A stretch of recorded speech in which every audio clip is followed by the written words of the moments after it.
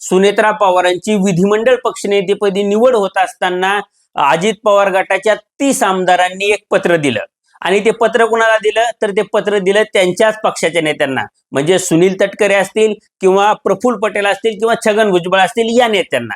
आणि या पत्रात काय होतं तर या पत्रात होतं की सुनेत्रा पवार यांचीच राष्ट्रीय अध्यक्षपदी निवड करावी असं आमचं म्हणणं आहे। आता हे म्हणणं या आमदारांनी त्यांच्या नेत्यांना का कळवलं, म्हणजे अशी काय गोष्ट घडली आमदारांना हे पत्र लिहून नेत्यांना कळवावं लागलं की आमची इच्छा ही सुनेत्रा पवार या राष्ट्रीय अध्यक्ष व्हाव्यात ही आहे। याचा अर्थ कुणीतरी वेगळाच नेता हा पक्षाध्यक्ष पदाच्या रेसमध्ये होता आणि तो रेसमध्ये असलेला नेता पक्षाध्यक्ष होऊ शकतो असं या आमदारांना वाटलं आणि त्यामुळं सुनेत्रा पवार या अध्यक्ष व्हाव्यात असं त्यांचं जे म्हणणं आहे ते त्यांनी नेत्यांना कळवलं।